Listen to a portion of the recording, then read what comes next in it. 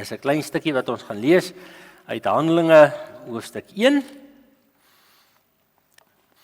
Dis nou Lukas, die skrywer van die evangelie Lukas, wat hierdie brief of 'n gedeelte van Handelinge, die boek Handelinge skrywe, en ons gaan hierdie gedeeltetjie saam lees. Voor ons dit lees, kom ons bid saam. Here, as ons Handelinge lees, dan kry ons dikwels maar hierdie gedagte dat U dinge vir U disippels moes duidelik maak. Aan die einde van die evangelies weet ons ook, Here, U moes die Emmausgangers se oë oopmaak om U te herken. En Here, ons het so begeerte dat hierdie tyd wat ons nou is, wat val in die 40 dae, wat 'n spesiale betekenis het, dat dit ook vir ons iets mag beteken, dat U ons oë sal oopmaak deur die Gees wat in ons woon, dat hierdie gedeelte wat ons lees weer vir ons diepte sal kry, sodat ons die vrug daarvan ook in die wêreld kan indra. Ons bid dit in Jesus naam. Amen. My eerste boek, Theophilus, en daarmee verwys Lukas dan nou na die evangelie van Lukas, en Theophilus was waarskynlik die ou wat hierdie boek en die skrywe van die boeke geborg het. Hy was 'n bietjie ou met hoog op met geld, en dan die eerste ou vir wie hierdie boek geskryf is. Het ek geskrywe oor alles wat Jesus gedoen en geleer het, van die begin af tot op die dag van sy hemelvaart.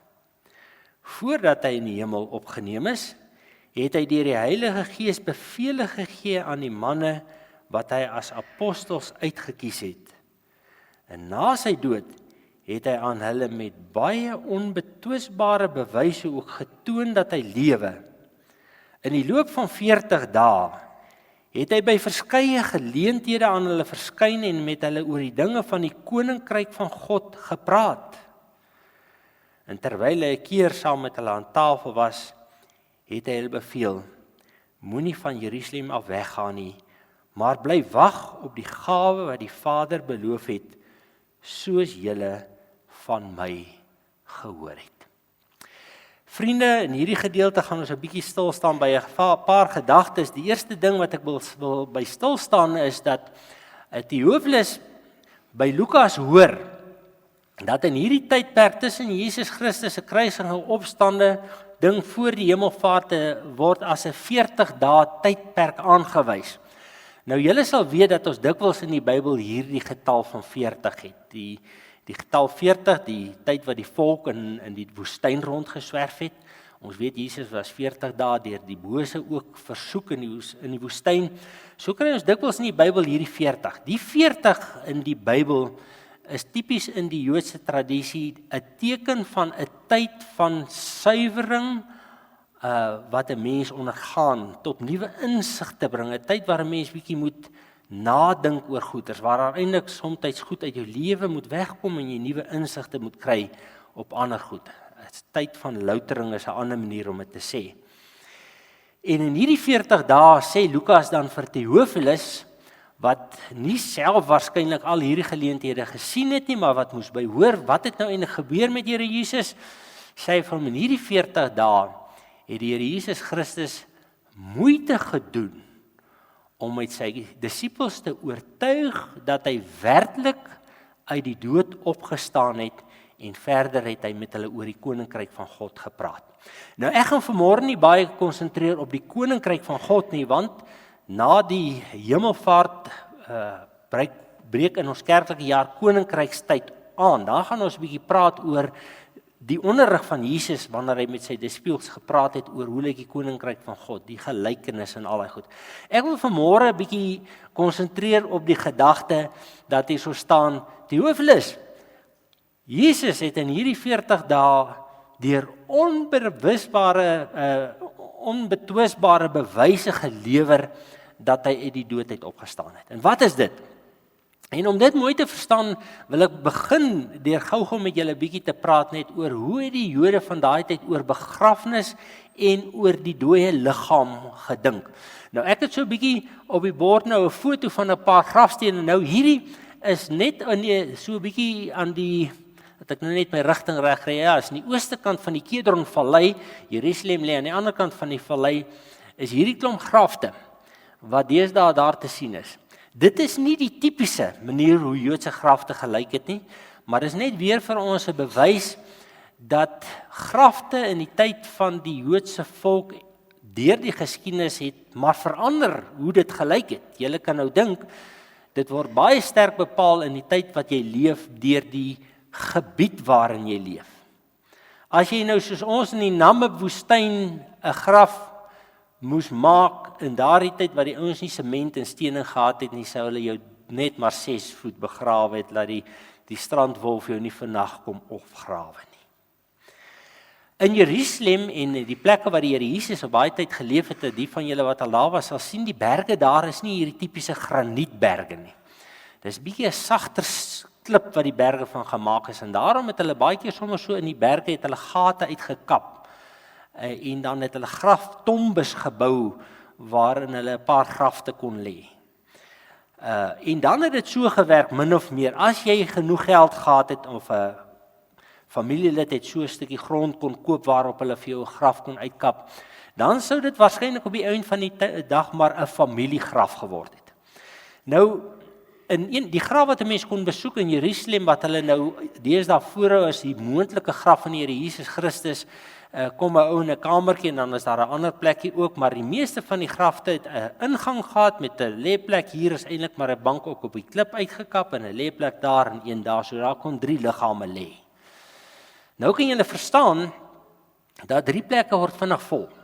So daar het ook nou 'n ander tradisie, veral as dit 'n familiegraf is, begin ontstaan, dat as 'n persoon se liggaam nou daar lank gelê het en die bene het droog geword en dan moet 'n ander familielid daar kom, dan het hulle so uit klei so 'n ou boksie gemaak, dan het hulle nou maar al die bene daarin gegooi en dit ook nou maar ergens in die graftombe neergesit, sodat 'n ander ou daar neergelê gaan word. So het dit nou maar gebeur dat sulke graftombes maar vol sulke lêplekke was, maar dan later ook vol van sulke houers waarin bene van afgestorwenes gelê is.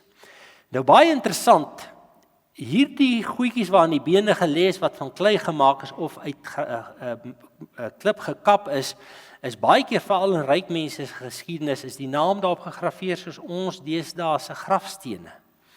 En dit help die ouens wat geskiedenis navors nogal baie om 'n bietjie meer te ontdek oor ouens wat daar ergens in boeke van geskryf is en geskrifte gaan skryf is, om te sê, maar hier het ons nou sy beenderhok ontdek. Maar daar was 'n verdere belangrike ding in die Joodse tradisie. As iemand tot sterwe gekom het, het hulle geglo sy gees het nie gesterwe nie. Sy gees leef nog in hierdie liggaam en in hierdie bene. Dis vir ons 'n vreemde gedagte, né? Ons het hierdie idee as 'n ou sterwe dan gaan sy gees na die Here, dis ons prentjie. Die Joodse prentjie was in hierdie bene in. En daarom was die bene in 'n sekere sin bietjie heilig. Want as jy hierdie bene skend jy die blyplek van die gees op daai stadium. En daarom sê hulle verstaan dat dit in 'n sekere sin vir hulle belangrik was dat die bene ongeskend was. In hierdie Kedronvallei was daar ook 'n plek waar jy bene so kon gesien het, mense bene so gesien het. Dit was die bene van misdadigers, want hulle het geglo misdadigers moet totaal vernietig word. En daarom is hulle bene ook baie keer gebreek of vernietig en dan in hierdie vallei neergegooi as 'n teken ons het nie net hulle liggaam nie, maar ons nou ook hulle gees vernietig. Dis 'n teken van totale vernietiging. Kom ons gaan terug na die disippels. Hierdie mense ken die dood. Ons is mos maar bietjie vreemd aan die dood. Ons sien hoor 'n ou is daar in die hospitaal dood en teen die tyd wat ons van hom weet is hy van dees daar in 'n klein kussie of in 'n groot kus. Mense van daai tyd, mense tussen hulle dood gegaan, in hulle huise dood gegaan. Die grafte was baie naby aan die huise, baie keer soos in Jerusalem se geval. Hierdie ouens sou die reuk van die grafte gekry het en daarom die vrouens ook gegaan om bietjie partykeer hierdie liggaam net so bietjie met olietjies te smeer dat hy daarom nie te sleg ruik nie. So dis alles deel van hierdie proses. En dan is Jesus dood. En nou weet ons, en nou wil ek by die tekens aankom. En nou moet ons gaan 'n bietjie in die prentjies in ons koppe werk. Die eerste getuies wat ons kry by die graf is natuurlik die vrouens. Wat daar by die graf kom om die graf te gaan versorg. En nou weet ek nie hoe lyk julle prentjie van dit wat net voor Maria hulle gebeur het wat die Bybel vir ons skryf van die aardbewing, die rots wat weggestoot is of wat ook al nie. Waarom het hulle dit gedoen? As kind het ek gedink dis sodat Jesus kon uitkom. Maar hoe ouer ek begin word, het ek besef, maar dis nie waar nie.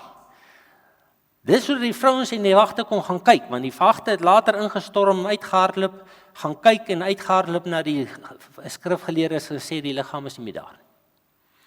Daar was hierdie aardbewing, toe is die liggaam weg, die klip is voor weg, Maria Magdalena, hulle kry dit, Petrus wat hardloop, kry dit, so is 'n leë graf wat hulle daar kry.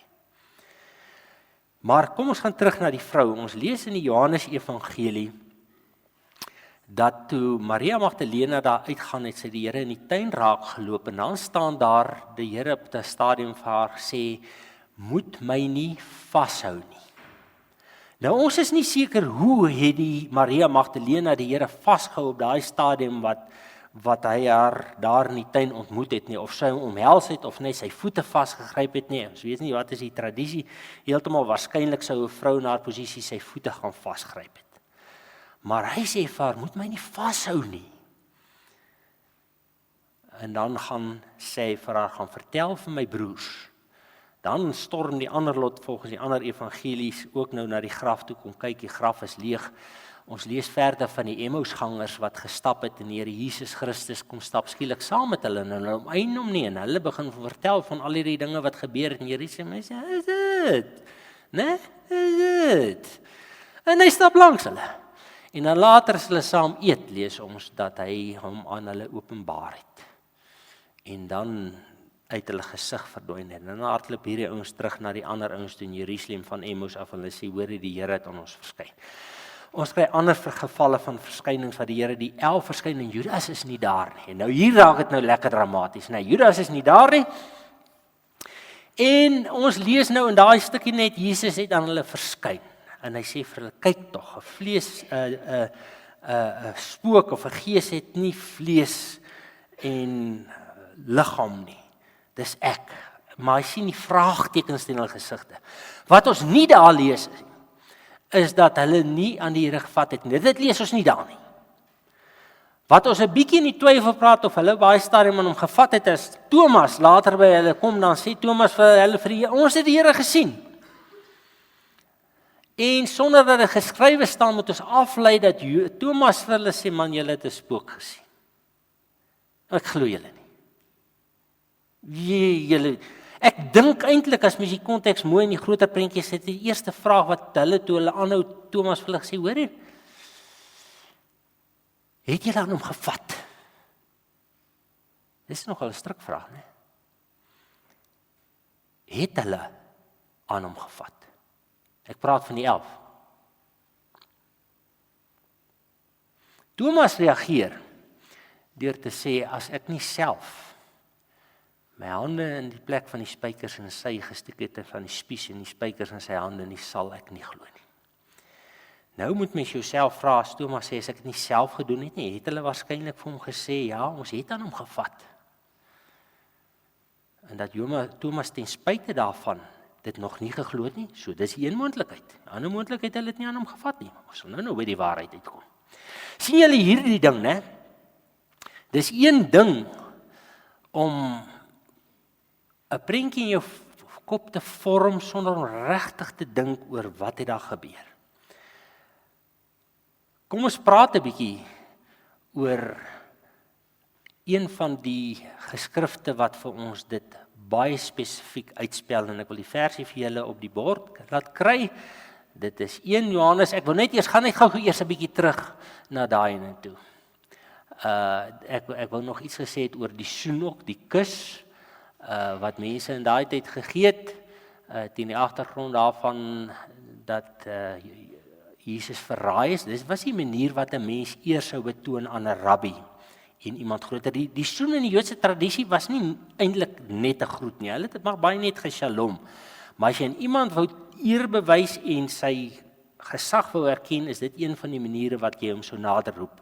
En daarom is dit as Judas vir die ouens gaan sê wat hom verraai, hoor jy, ek gaan hom hierdie soen gee, dan is dit daai soen. Julle sal dit sien deesdae as die Arabiere nog uit 'n vliegtuig uitklim en hulle groet mekaar, dan sal hulle mekaar so drukkie gee en die wang so teen mekaar gooi, dis daai ding. So die vraag is, as Jesus by sy disippels tussen sy disippels staan en hulle was gewoond aan hom as rabbi so eer te bewys, soos wat Judas het daai dag obvious gedoen het, Jesus, dit was die gebruik. Dis hoekom hy vir hulle sê, hoorie, daai ou wat ek so gaan maak, jy weet, dis die rabbi. Wat gebeur as Jesus tussen hulle staan? Het hulle hom weer so groet of hulle gesê, nie hierdie keer nie, stamp ou Petrus soos hy sê, kom, vat voor. Wat het hulle gedoen? Kom ons gaan na die versie, 1 Johannes 1 skryf Johannes, van die begin af was hy daar, ons het homself gehoor, ons het hom met ons eie oë gesien, ja, ons het hom gesien en met ons hande aan hom geraak. Hierdie is 'n belangrike teksvers. Want Jesus sê hierso in Lukas skryf hier in Handelinge, Jesus het op onbetwisbare manier aan hulle getoon dat hy lewe, en een van die belangrike maniere is die aanraak, want dis die verskil tussen die gees, 'n gees. Ons Afrikaners sou praat van 'n spook, né? En iemand wat regtig is. Het ek hom gevoel? Het ek aan hom gevat?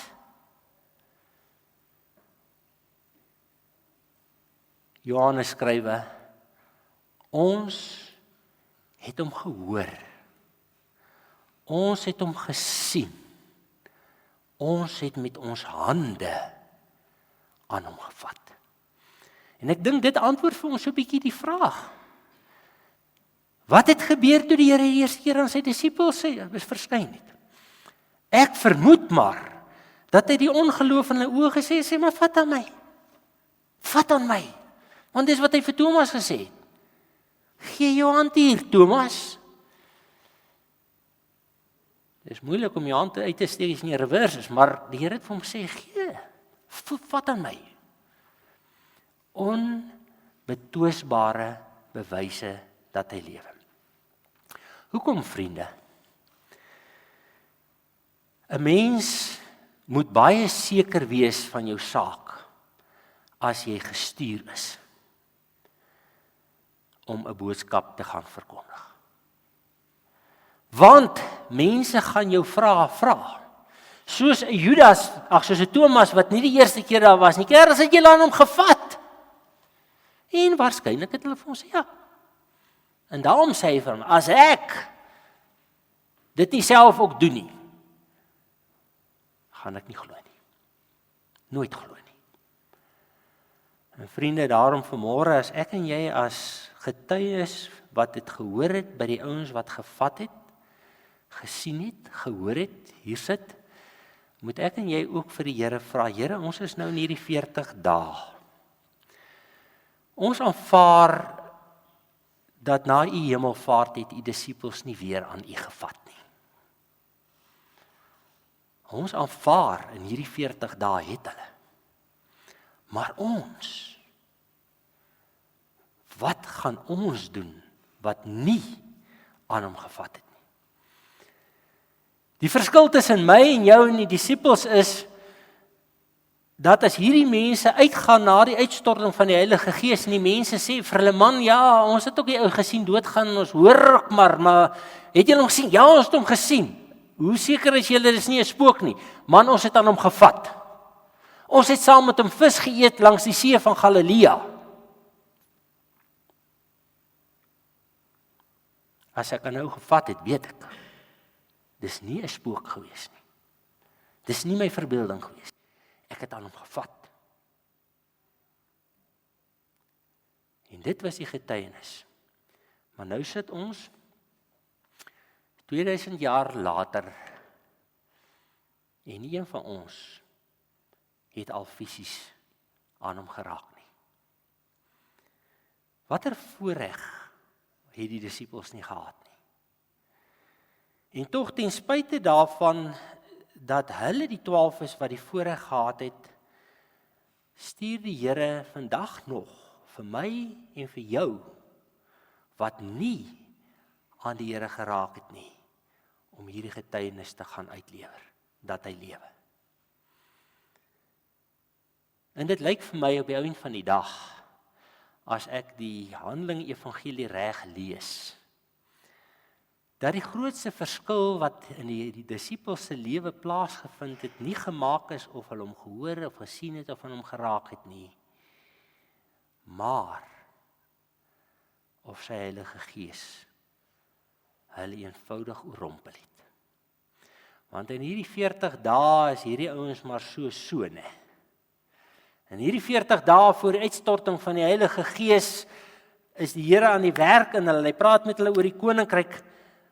Maar eers na die uitstorting van die Heilige Gees kry ons hierdie ouens wat aan hom gevat het voor die uitstorting van die Heilige Gees, aan hom gesien het voor die Heilige Gees uitgestort het, van hom gehoor het voor die Heilige Gees uitgestort is maar redelik stoepstil, bang, staan uit vrees vir die owerhede, het hulle maar 'n bietjie stil gesit, het ons daar in Johannes 20 vers 20 gelees. Maar die Heilige Gees, tussen 'n skare mense, by 'n fees waar die Joodse leiers wat Jesus gevange geneem het en laat kruisig het teenwoordig was, staan hierdie manne op en hulle getuig van Jesus as die lewende Here. Vriende, en daarom is hierdie 40 dae vir my en jou ook belangrik.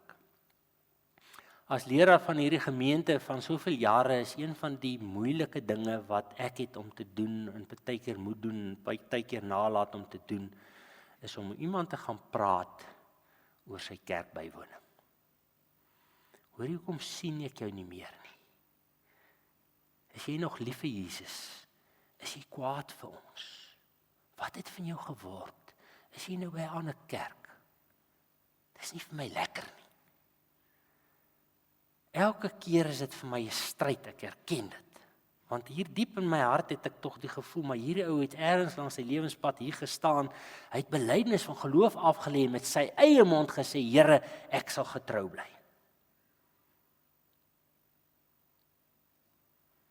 En tog moet ek in hierdie tyd net weer vir die Here sê, Here, stuur my weer 'n keer.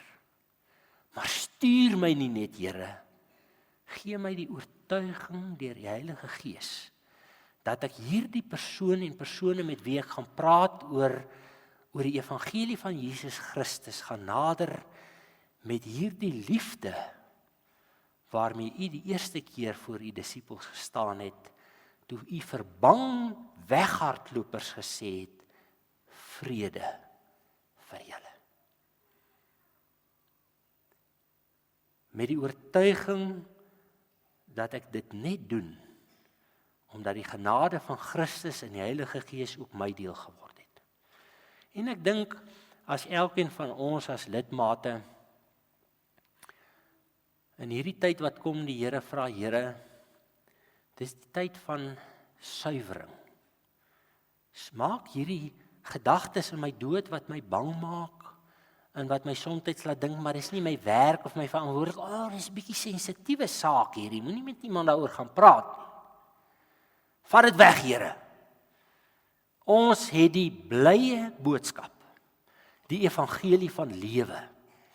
En toe die disippels hierdie ding begryp, en die Heilige Gees hulle oproep, toe staan hulle op Pinksterdag op, en hulle kan getuig teen die Joodse volk, en hy sê, julle moet die toneel mooi verstaan, as hy daar in Handelinge sê, julle het hom gekruisig, dan staan daar 'n klomp mense, hulle wat dalk nie eintlik aktief daarbey betrokke was nie, maar ergens, tussen daai mense staan die Fariseërs en die Sadduseërs, en sê, julle leiers het hom gekruisig.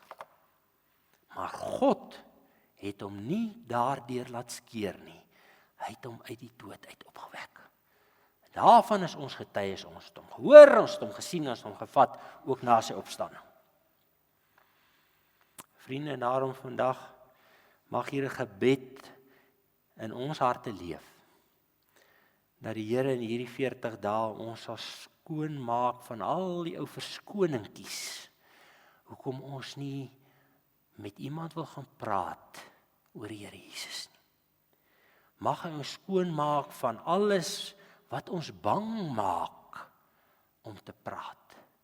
mag hy ons opnuut weer oproep tot getuies.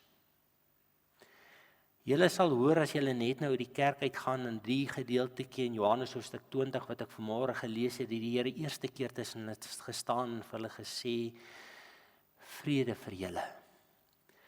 En dan sluit hy daai ontmoeting af en hy sê, soos die Vader my gestuur het, stuur ek vir julle, en dan sê hy vir hulle weer 'n keer, vrede vir julle. Die Here stuur vir ons om die grootste vredesboodskap in die wêreld in te dra. Daar is nie 'n groter vredesboodskap nie. Mag die Here vir ons oortuig daarvan, skoonmaak van verskonings en ons opnuut weer elkeen oproep om te gaan en sy getuies te wees in hierdie wêreld. Vader, U het die vrees in die oë van U disippels gesien, die onsekerheid. U het hulle harte geken, Here. U woord sê vir U ons, wanneer hulle nog by U gewees het, U op aarde was, U het hulle gedagtes geken. Wanneer hulle agteraf oor dinge gepraat het, het U hulle nader geroep en hulle ingelig daaroor. Here, U ken ons harte. U ken ons vrese, ons onsekerheid. Here, ons weet, daar is nie 'n groter seer en vrees in 'n ouer se lewe as sy kinders nie naby die Here leef nie. En daarom bid ek vir elkeen wat vanmôre hier sit en ook hulle wat saam met ons na hierdie diens kyk wat miskien 'n kind ergens het wat die saad van die evangelie in die ouer huis gekry het, maar ergens langs die pad is hierdie saadjie miskien weggepik of verdring. Mag daar weer 'n saadjie val. Ons bid vir ons vriende. Ons bid vir hulle vir wie ons omgee daar by die werk.